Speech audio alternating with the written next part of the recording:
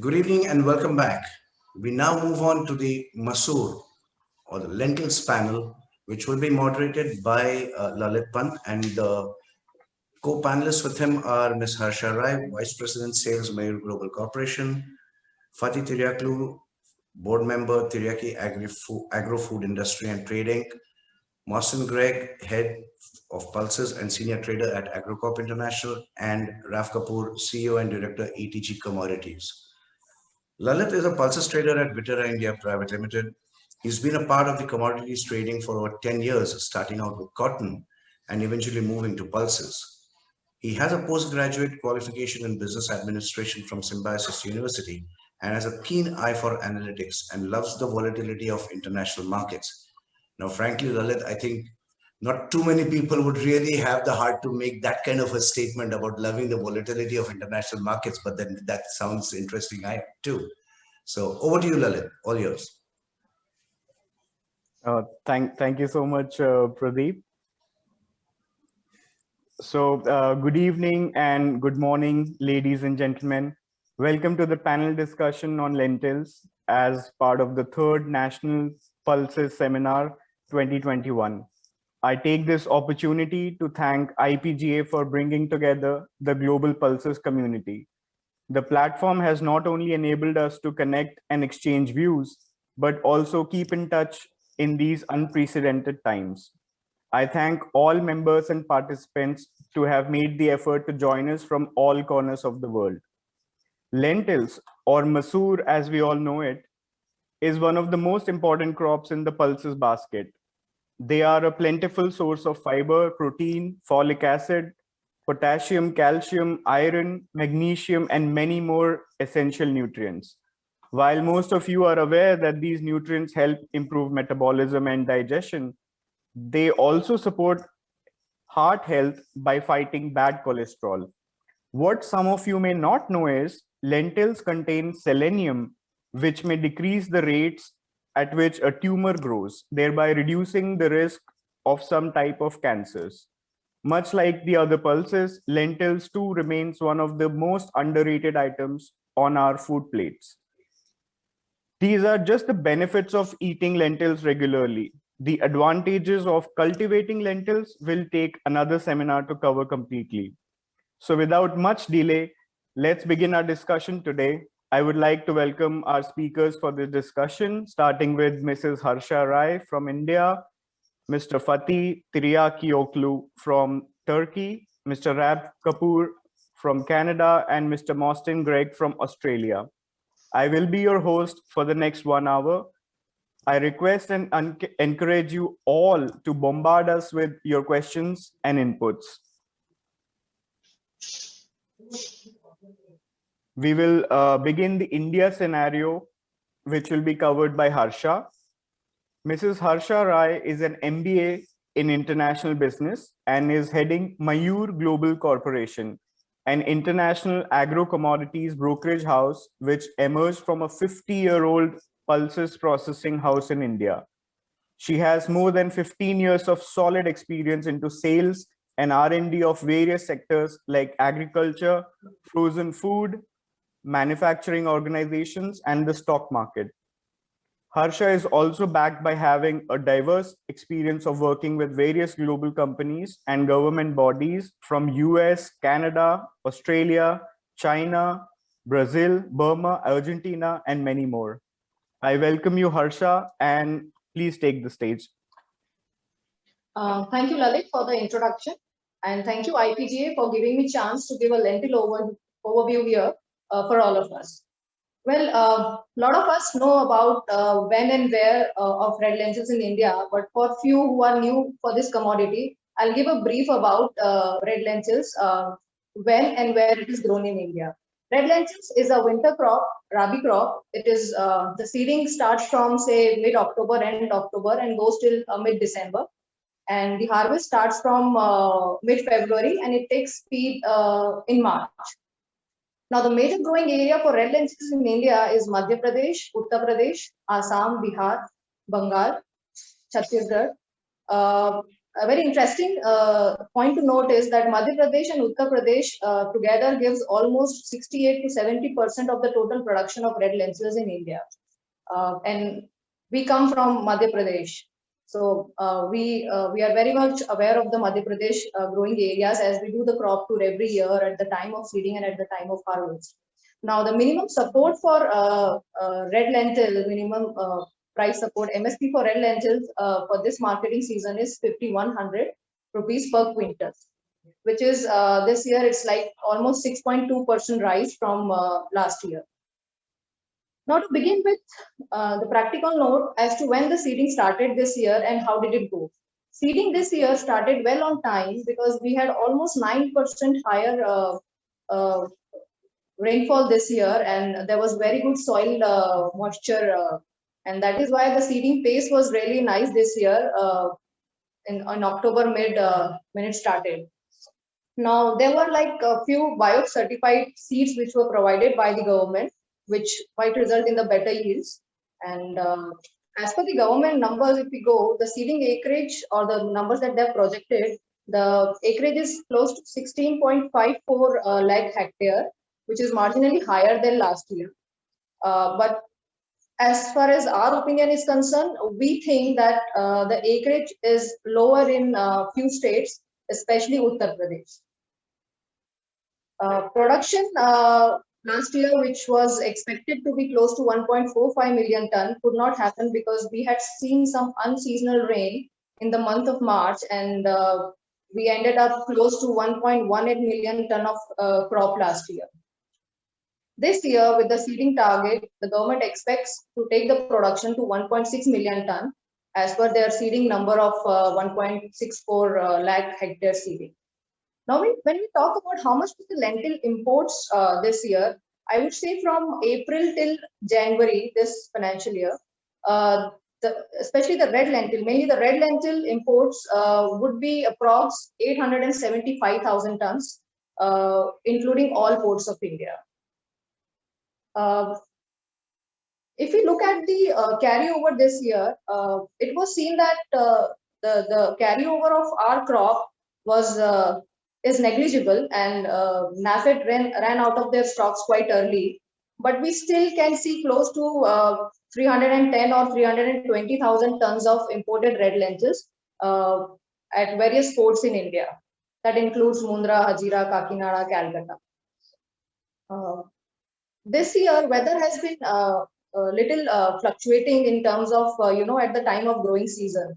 So it is a big question right now that what kind of yields are we going to see? As far as our opinion is concerned, we think that there would be some yield loss in few pockets, but overall the production which will come out will in certain way fill the supply chain, and we will still see stocks coming in the market. But as I mentioned that in our opinion, the seeding in the state of Uttar Pradesh is less than last year. Reason being that we can see that a lot of acreage has gone to peas because of the yield and prices that we have seen for peas this year. So that is going to tell us that how much the production comes this year, and looking at the what kind of production we are expecting this year, we will still be dependent on import for some tonnage, but not like last year where we imported more, say close to 875,000 tons of lentils. Again, one important point that I would like to mention here is that, as I mentioned, that weather has been very fluctuating this past 1 month, especially January at the time of growing.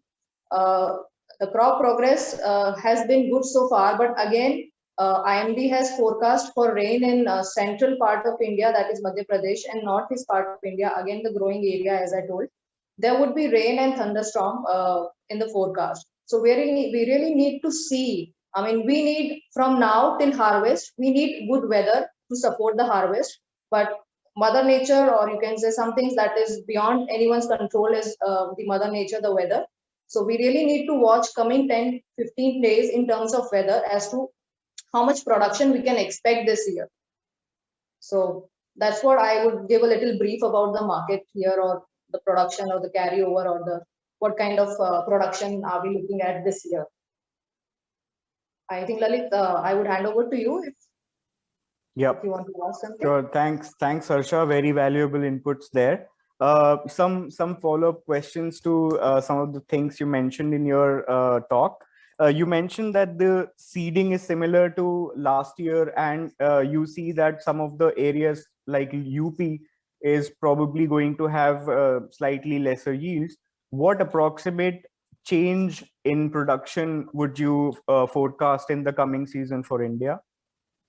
In our opinion, it's not just the yield. In our opinion, the seeding in state Uttar Pradesh is less than last year.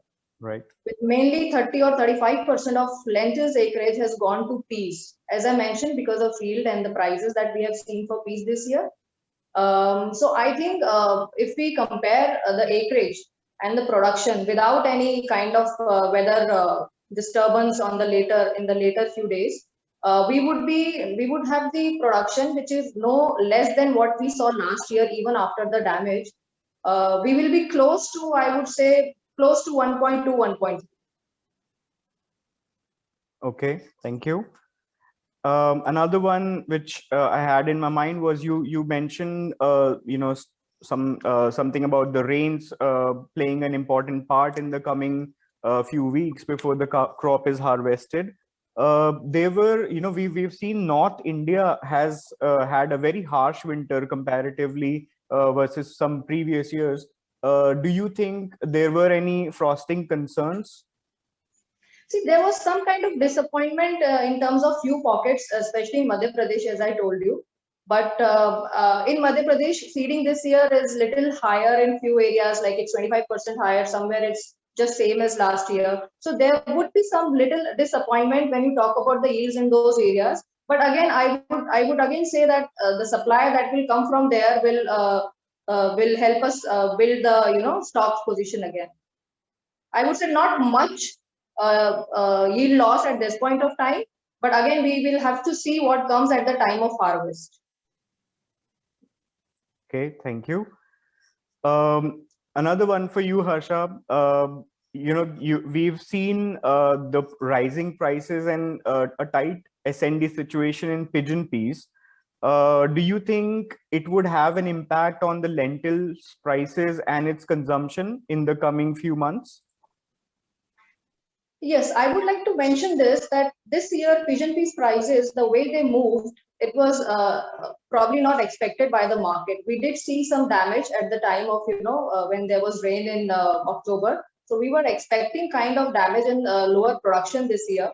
But the way the pigeon peas market has picked up, definitely if the market goes higher to a certain point, if there is a difference between the pigeon pea split and red lentil split, if the difference is higher, then we can easily see that red lentil split goes as a substitution for the pigeon peas in India. This is for sure that it becomes a substitution, but it is up to price difference wherein we see a kind of certain price difference between the pigeon pea splits and the red lentils. But definitely, if the prices are, if it's a higher difference, it goes into the substitution and hence more demand for red lentils. Also, I would like to mention when the availability of pigeon peas is less in terms of if you have low stocks or low production, a lot of manufacturing plant they shift to red lentils. So even the processing capacity of red lentils increases with the increased price and low stocks for pigeon peas if we see that kind of year. And we have seen that before in India. Thank you. Very valid points there. Just another one follow up on the consumption scenario. We've seen a lot change over the past year during the COVID pandemic. A lot of people believe it kind of boosted the consumption of pulses. Now in the coming year, a lot of things are again going to change drastically. How do you view the consumption of lentils post the COVID vaccination drive? See, I would say the consumption definitely because of the pandemic, there was a sudden demand for red lentils in India because there were a lot of government tenders and lentils was the only readily available commodity on the ports and in the mandis because that was the time of the harvest. So at that point of time, lentils consumption did increase, but that went to a different chain, you can say. But now with the vaccination, again, we might not see that pandemic demand, but again, we will be back to the normal demand of red lentils, which is like, the restaurants or the midday meals, schools, the street food and everything. So demand will be normal as we have seen every year, I would say. Basically, last year, the demand for all kind of pulses was higher. All kind of food was actually higher. But I would expect, I would say that in order to have a cultural shift or altogether a choice shift does not happen in a year. It has to be a lifestyle change, which I think will gradually happen with people going for more protein food. Like you can see nowadays, it's more value added food. We never had rice made out of chickpeas, but now we can see that we never had paneer made out of peas. So same way, red lentils will have its own value added products coming in the market very soon. People have understood the importance of protein that they can use in a different way, I would say. Very well put there, Harsha, and I totally agree. And it's high time that we as we as species, actually, we should realize the importance of pulses and the the benefits that it brings to our food plate. And yes, we should see a shift in their consumption eventually. Just one last question for you before we move on to the next region. You mentioned that, of course, India will heavily depend on imports in the coming season.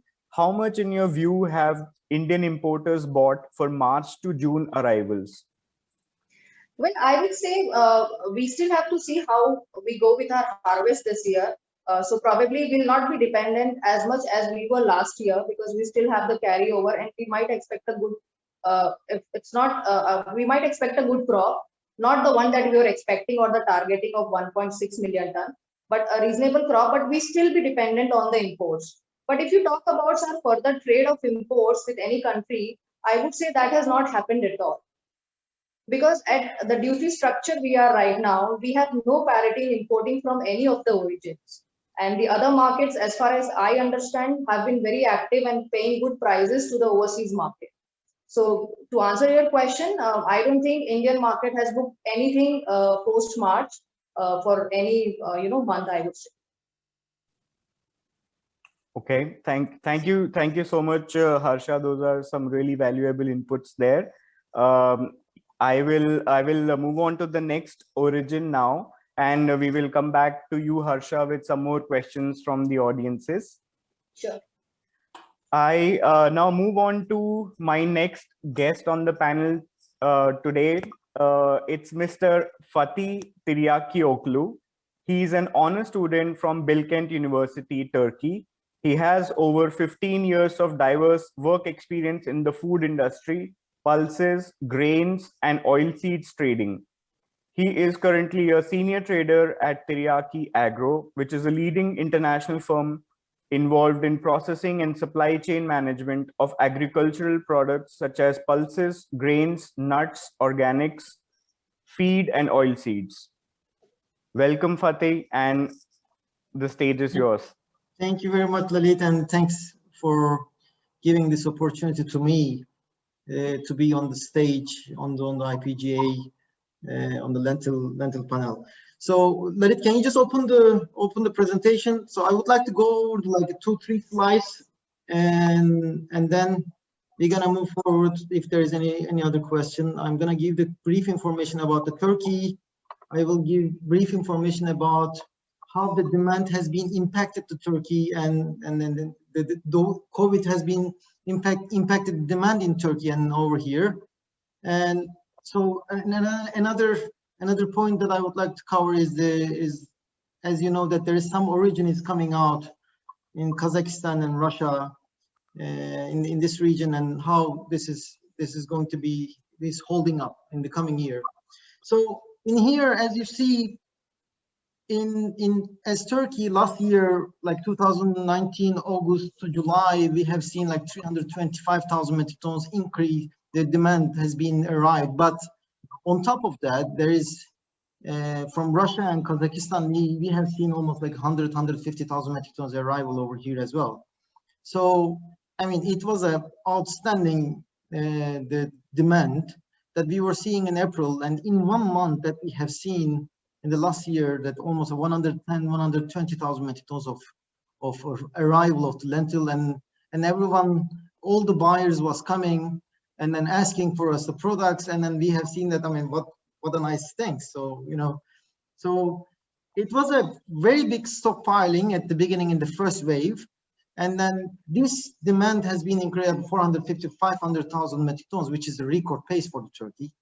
And then after that, when we look to the statistics from the August to December, you know, from August last year to December this year, you know, it's 2020. So we have seen 159,000 metric tons has been arrived, and plus 14,000 metric tons from other origins as well. So 173,000 metric tons. So when we look to the expected cargo coming in the lineup, we see that a couple of vessels is coming, that as far as we know, and we see also one that being talked too much in the market from Australia, and so we think that there is going to be additional 100,000 metric tons. So this is going to be, so it's at the end of the year we're going to be arriving to 250 270,000 metric tons range importing from Canada. So this is why this is happening, why this is coming down this year after the COVID. So next slide, please. The other one, Lily, go ahead. Yeah. No, the third one. Yeah, this one. So when you look at it, you know, in here, I mean, total import from August to September, August to December, 173,000 metric tons. The total exported split lentil, you know, the Turkey is a big hub for the split lentil exporting. Split lentil for August to December, 138,000 metric tons. So when we look to this number, and if in the equivalent of the split to the whole, so we see that the supply and demand quite imbalanced.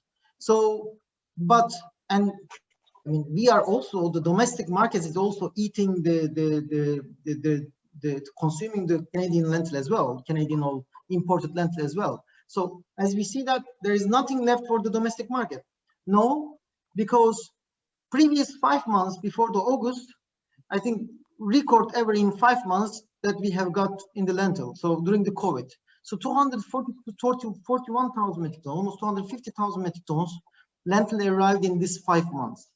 So in the first wave of the COVID in April, when the lockdown everything happened, the people and then government were really unprepared for it was new, it was a surprise, and for them, so they go in and stockpile a lot, right?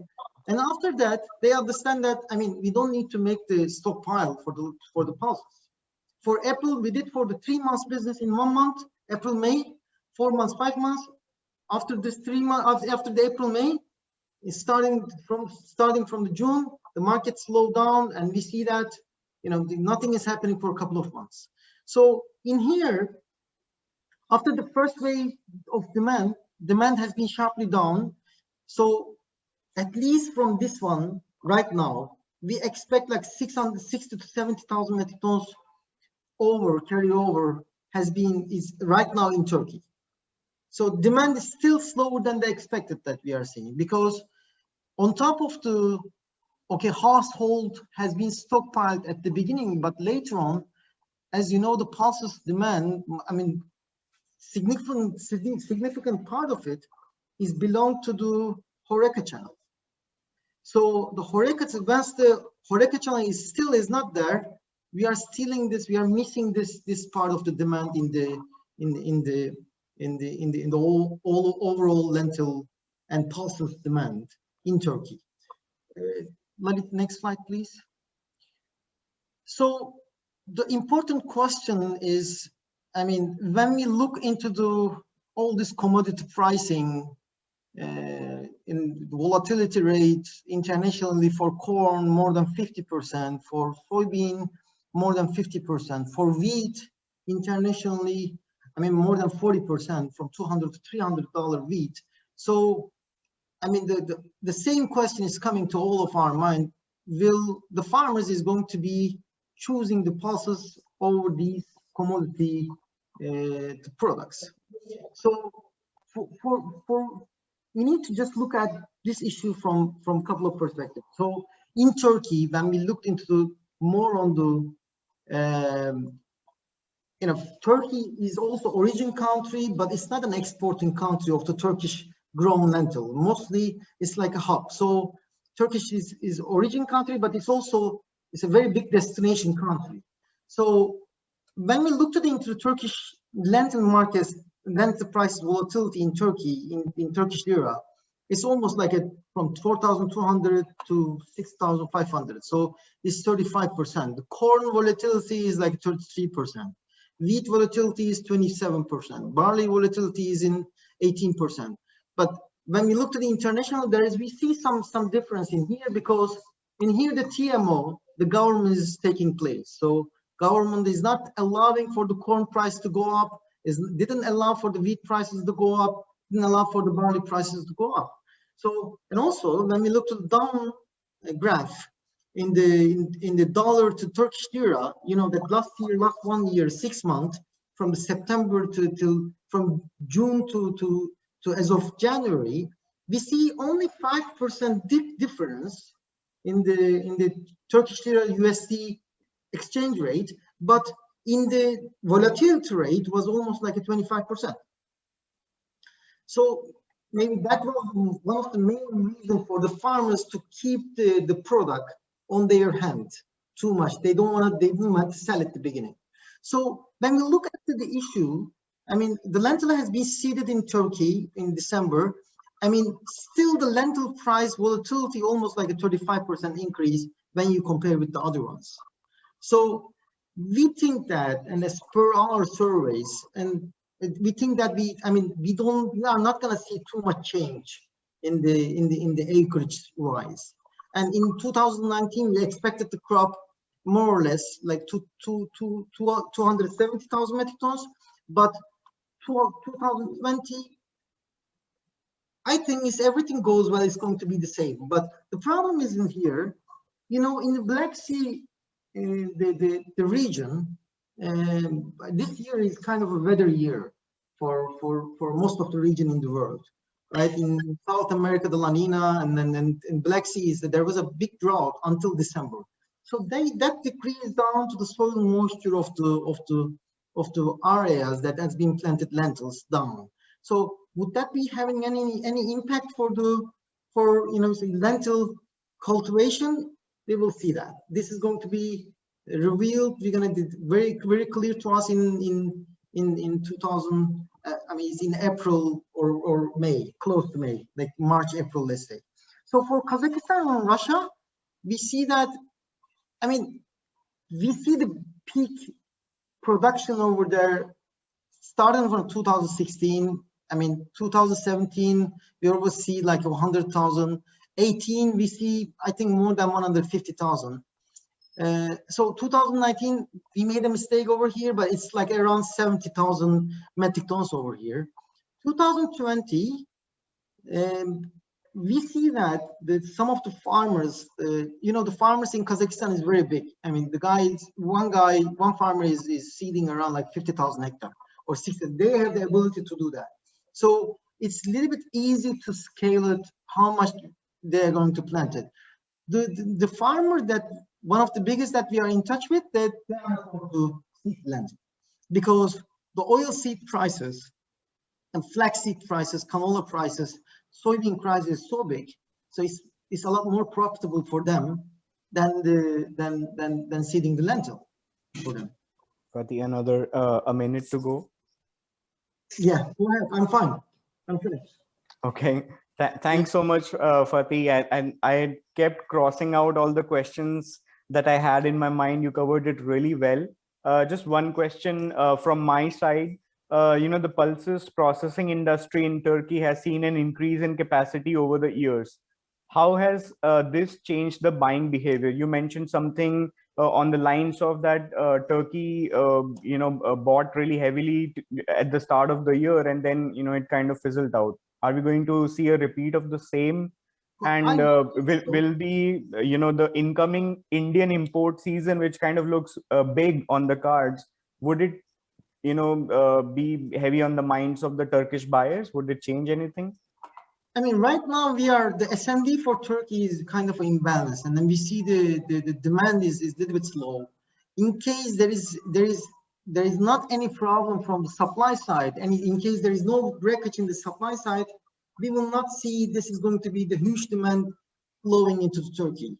So the pulses splitting facility has been grown, that's true, but it's also a lot has been, the number of the players has come down a little bit also. It was 20 before, right now is it's 10 to 12 major buyers. So we think that, I mean, the export is same, is pace is going in the same way. So I mean, nothing really change is being expected. Great. Thank you so much, Fatih, for your valuable inputs. We will move on to our next region, and we'll come back to you with some questions from the audiences. My next guest today is Mr. Rav Kapoor. Good morning, Rav. Rav Kapoor is the CEO and founder at ETG Commodities, one of North America's largest specialty crops exporters. He has been working in C-level roles in the sector for over 20 years and has unparalleled experience in commodity export negotiations, change management, and stakeholder relations. Having spent the last 14 years in commodity trading for pulses and specialty crops, ETG Commodities has grown to become an indispensable partner to producers and the Canadian agribusiness industry. Prior to ETG, Rav held leadership roles at Broad Grain Commodities and EximCan.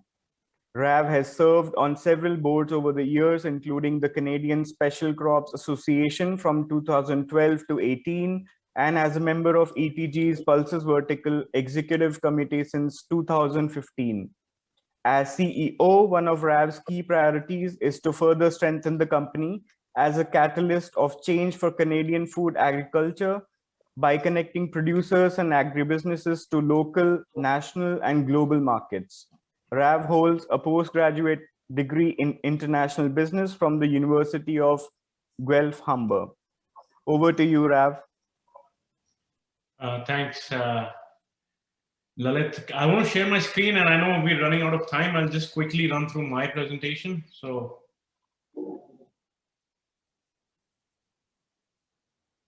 one second.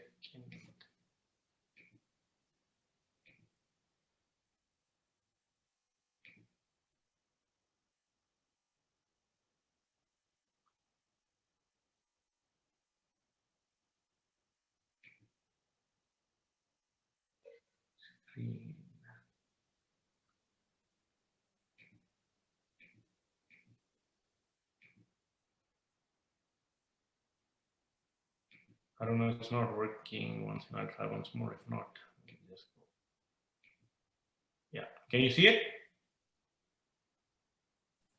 Yes. Okay, cool. So I'll just run through quickly, glance. I know we're short of time. So would like to cover each and every commodity, but I'll jump into just the summary lines. This is pretty much everyone knows in the world how Canada is placed. About 40% of our pulses exports consist of lentils. We grow pretty much green and red lentils. Major markets are China, India, Bangladesh, Turkey. And they're grown predominantly in the prairies, Alberta, Saskatchewan, Manitoba, with Saskatchewan accounting to majority of the acres, and Alberta and Manitoba a little bit. I am jumping through, sorry guys, because I know we need to finish at 7:45, I think. This is the green lentil summary. I think this year, if you look at 2020 crop year, which is right in the middle, we are expecting to export about 696,000 tons of total green, which includes layered, Estons, and Richleys. Our production size was about 800,000 tons.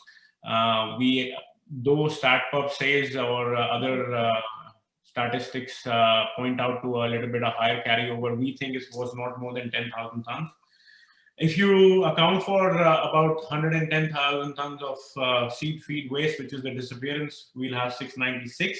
I think out of the 696, the total export numbers for out of Canada from August to December were about 1.2 million tons. Out of 1.2 million tons, 736 or 750,000 tons were reds, and the remaining were greens. It includes organic green lentils, lairds, rich lees, and other forms of lentils. So if you look at, if you subtract 1.2 minus 730, we have about 450,000 tons already shipped out. So if 450 have gone, we're left with about 250,000 tons, and we have about 7 months to go. That is a very low number. The prices have been jumping here quite significantly, and I will get to that once I go to the lentil summary. These were predominantly the markets which we hit from August to December. 647 is the total export number suggested. Red lentil production, we think it was not 2.0, it was around 1.9 million tons. If you take a 80,000 carry, which was, again, it was less than 10% of the total crop size available. It was pretty small. I personally don't think the carry was even there, but if we still throw that 80,000 ton carry, this is what the situation looks like. One of the things which we really, the industry need to take into account, and Fatih pointed out very well, canola prices, durum prices, yellow pea prices have been significantly high. We expect a 10% reduction as per the initial survey we have done, a 10% reduction in lentils.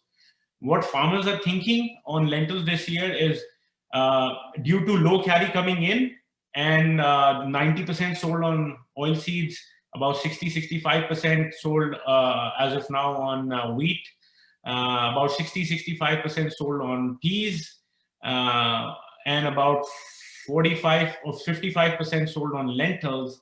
They would like to take lentils into the carry and increase acreages of other commodities, just because from a risk standpoint and a return standpoint, because they can carry the lentils and they can sell their canola today for forward deliveries and hedge that. The yellow pea prices were used to hover anywhere from $6 to $8 a bushel. We have a new crop bid and demand coming out of China at $10, of course, driven by corn prices and all. Today, they can sign up for September, October yellow peas at $10 a bushel or $9.75. So lentils is, for the first time in, I think, in the last 6-7 years, would not be a crop which they would like to grow this year, and would like to take some of the current production into the carry and expand on acreages into other commodities. We believe that about 1.98 metric tons total available. We would see about 220,000 of disappearance, which is seed, feed, and waste.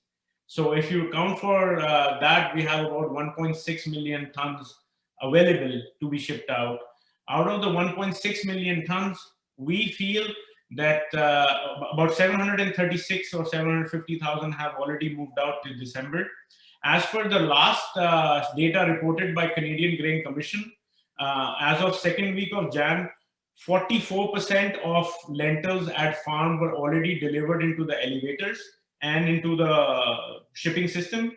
So that, and plus you add about 10% of disappearance. So 55% of stocks are disappeared as of January second week in Canada, which leaves us with 44%. That 44% is about 800,000 tons, which is going to be available for the coming 8 months or 7 months to be shipped out. If India was to come in, though we don't expect India to come in pretty much till June, July, and I agree with Harsha that India might have a decent crop, and we and the Canadian farmers are not looking for Indian participation till pretty much the new crop. If India by chance has to come in, I think the carryover was not going to be more than 100,000 tons. And if the carryover is not going to be more than 100,000 tons, then of course, with the low production and the low acreages going, given the other competing crops in Canada, we would see a very balanced S&D and not an aggression selling from the farm side. I believe that Canada is poised to ship anywhere from 400 to 500,000 tons without India being there from now till August. If 400 to 500,000 ton move, we will be left with 300 carry. If India was to come and cover anywhere from 200 to 300,000 tons before the new crop, I think Canada will not have the lentils to supply. Now, out of the 400 to 500, the mix is pretty simple. I think Bangladesh would need about 200,000 tons from now till 250,000 tons from now till August. Maybe our friends down under will supply 100, 150 if they can get their logistics in line, though I don't think before May they will see a significant movement. So we see a participation of about 150,000 tons from Bangladesh. On the Canadian side, we see about 100 to 150,000 ton participation from Dubai. We see about 100,000 tons, as Fatih pointed out, could be the total exports to Turkey. So that's about 400. Throw in Pakistan, Egypt, and Sri Lanka, about 40,000 tons till September. That gives you 500,000 tons. Now, this is taking into account that the world would need till September about 600, 700, maybe 800,000 tons if India was to come in. Australians can ship definitely about 100, 200,000, 250,000. If Australia was to ship anything less than 250,000 tons and India was to come, I don't think that lentils would be available. And given other commodities bulling up, Canadian farmer is not poised to look to participate in any form of lentil selling as of now. So this is pretty much India bought from August to December 280 and Turkey 159,000, Arab Emirates about 83, Bangladesh 73. So if you repeat that number, so August to December they bought, Canada shipped 736, and if we ship another 736 in the next 7 months, I don't think we will have any carry left in Canada. This is a graph where I wanted to point out what is going to happen in 2021.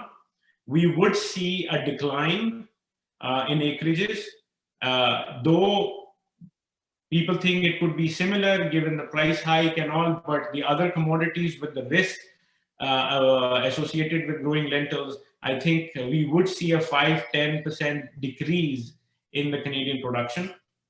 We don't expect a big carry if demand shows. If India does not participate, I think we will have a 200, 300,000 ton carry, which I think from a historical standpoint, the Canadian farmer has carried 850,000 tons in 2019.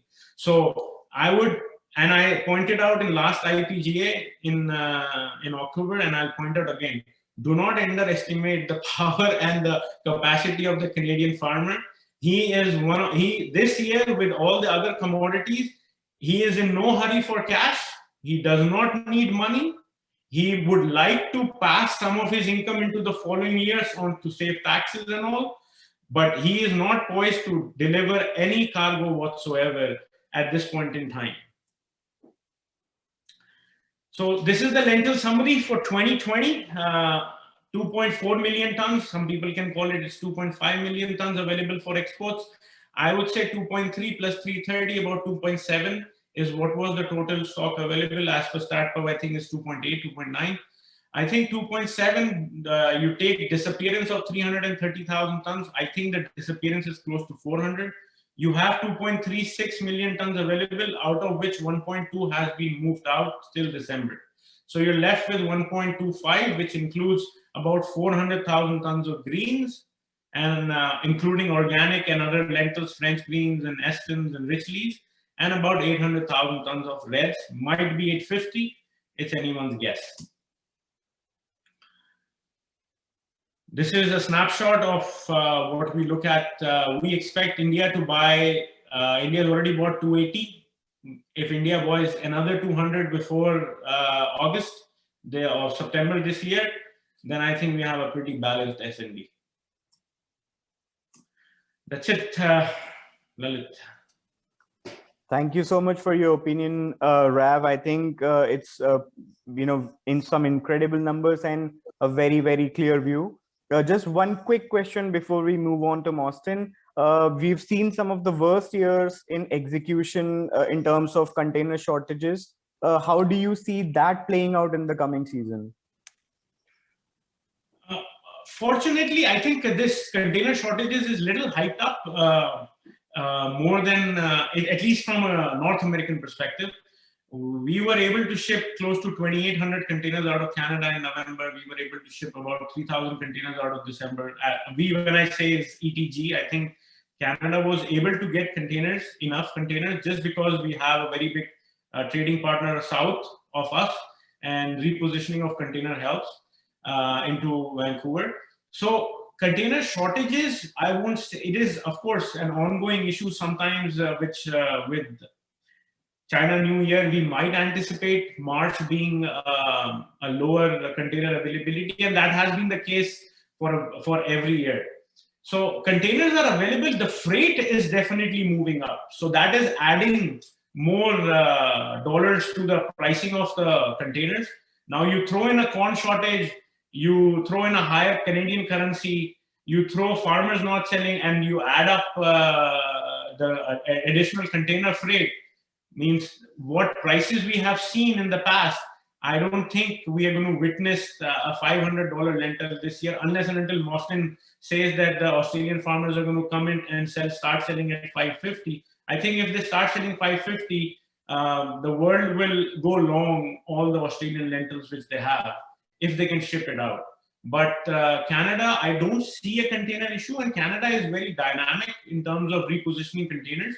Plus, we have a lot of bulk movement of the cargo as well. I think 70% of lentils have started moving out bulk, and 30% on the reds, and about 30% moves out in containers.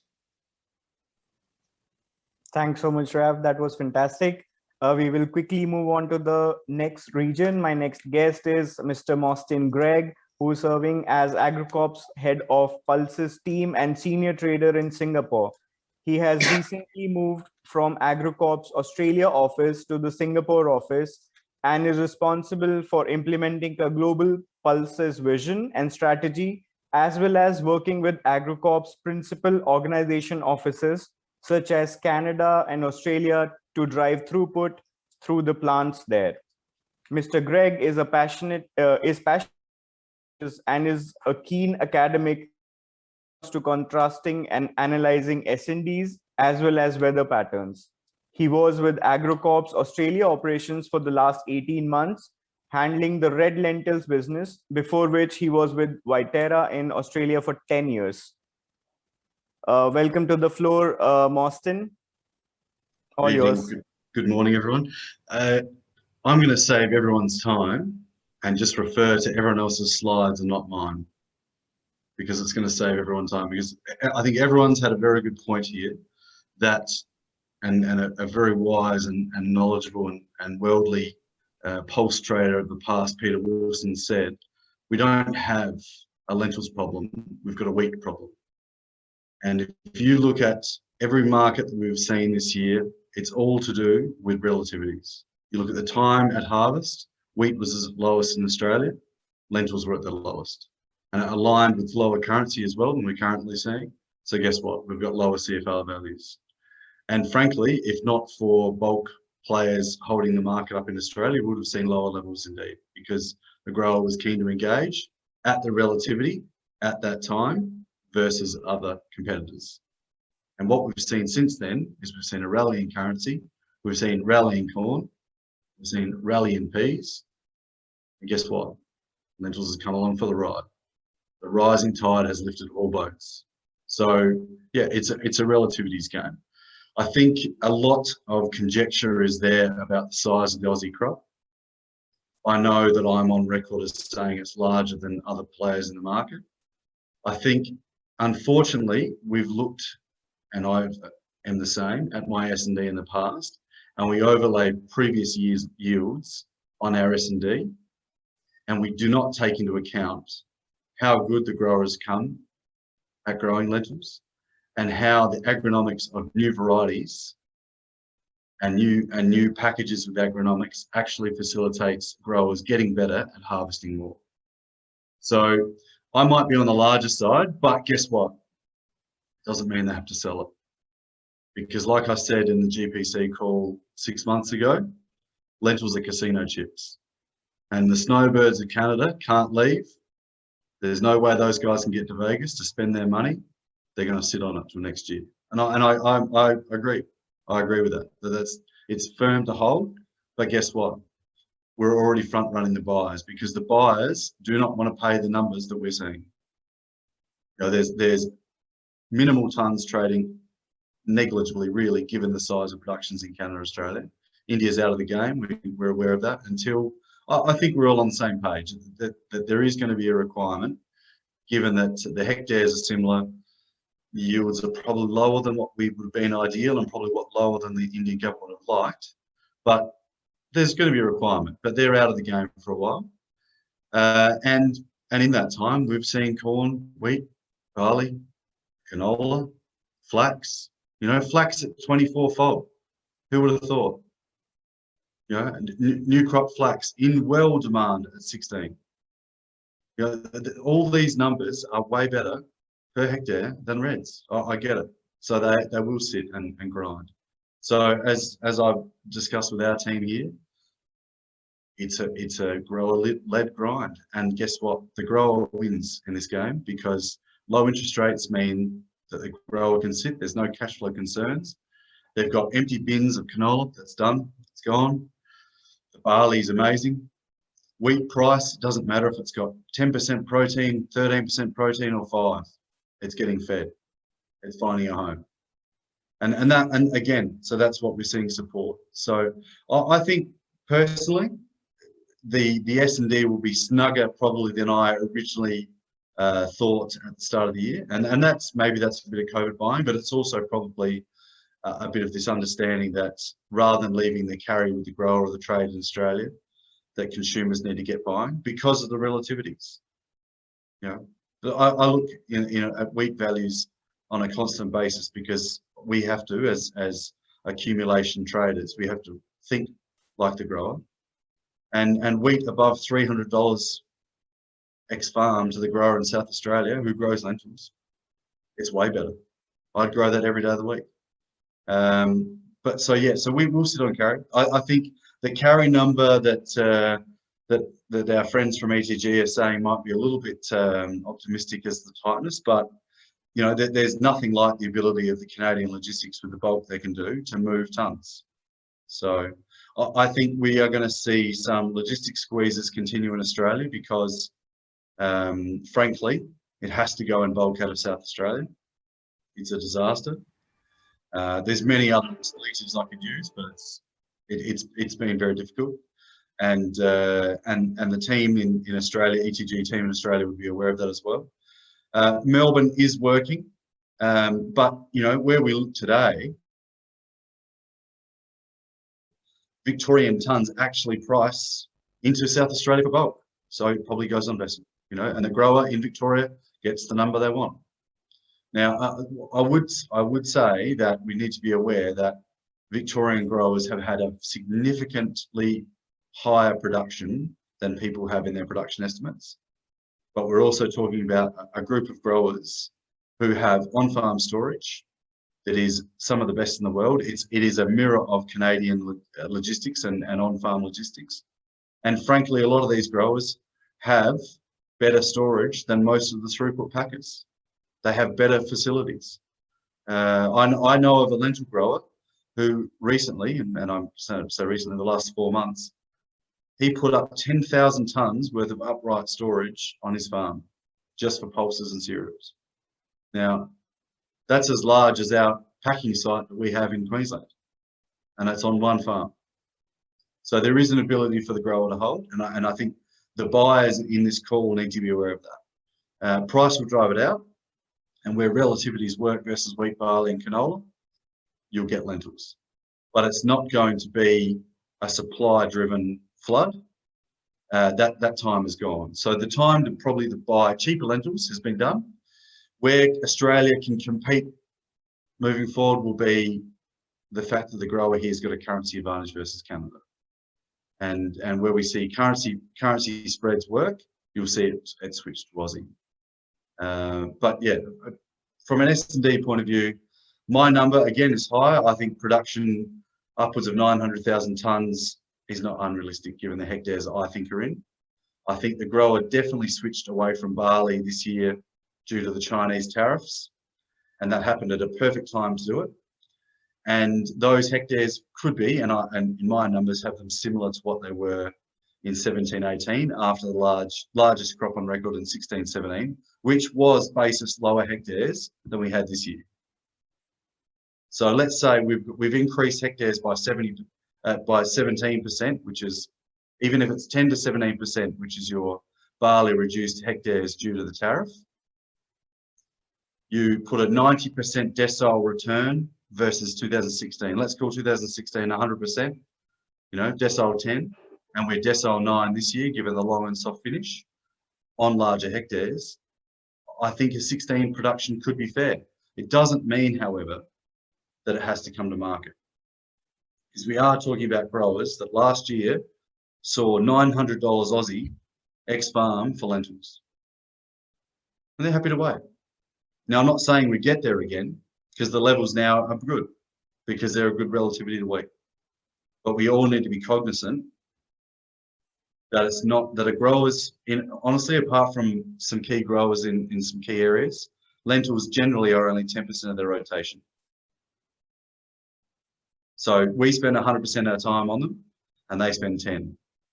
And if they've got 90% of their income from wheat, barley, and canola, and the 10% of casino money is casino money, it's in the bank, it's on farm, and it's in Victoria. So I think we'll see, like we did last year, so that's 2019, 18, 19, and 19, 20, you'll see snug SA because of the logistics for bulk, and a looser Victoria. But yeah, it's really, honestly, everyone else's origin, Canada, rinse and repeat, it's the same. It's a relativities game. From a Turkish point of view, yes, we'll compete versus Canadian. Bulk is harder. We don't have the logistics that you do in Canada with Quebec and Vancouver firing like they do. But it's there. But it's about price and relativities. And from Harsha's point of view, I think the grower is aware of India. They're aware of the tariff structure.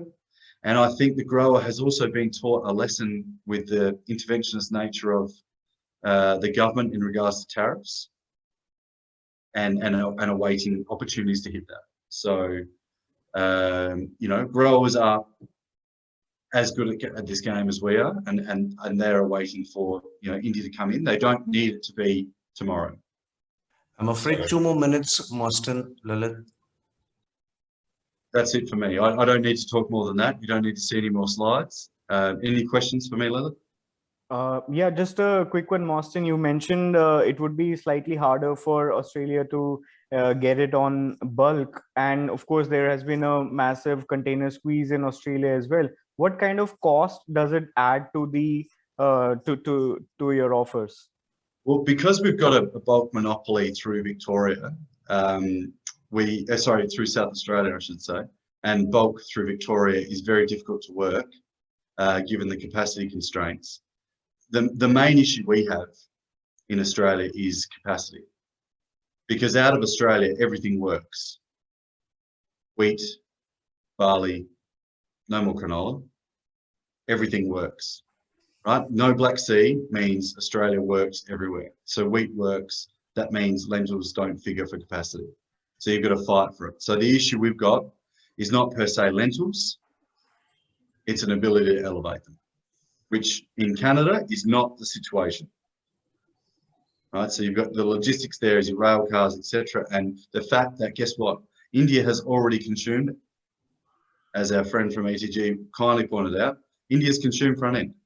The carry at the moment is in Australia, but getting it on a boat is going to be the hard part, because it's going to have to compete with wheat in the main. And in Victoria, getting bulk logistics doesn't really work either. So, and frankly, the issues you've experienced in Canada on containers are dwarfed by the issues we've had in Australia, especially on the East Coast. So with vessels, etc. But from a costing point of view, bulk here is very expensive to elevate versus Canada.